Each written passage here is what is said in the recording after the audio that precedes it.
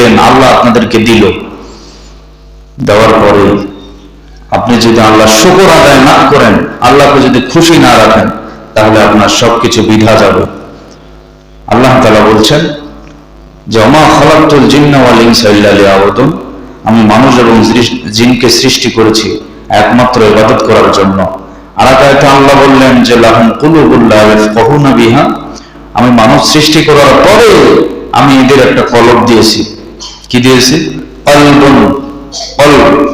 আর কলবের খাদ্য কি? আল্লাহ বলছেন কুলির রূহু মিন আমরি রাব্বি, রূহের খাদ্য হচ্ছে কোরআন। আল্লাহু আকবার বলেন। তাহলে আমরা জানলাম আল্লাহ আমাদেরকে সৃষ্টি করেছে ইবাদত করার জন্য। এরপরে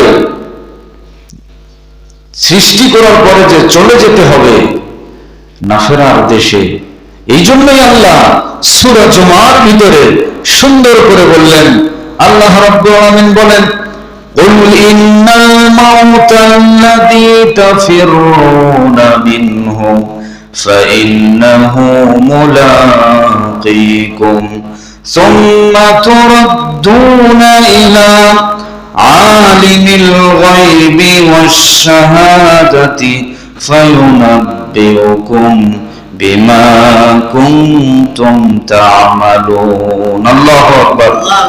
আল্লাহ রাব্বুল আলামিন বলেন, তোমরা মৃত্যু থেকে যত পলায়ন করো, মৃত্যু তোমাকে কখনো ছাড় দিবে না।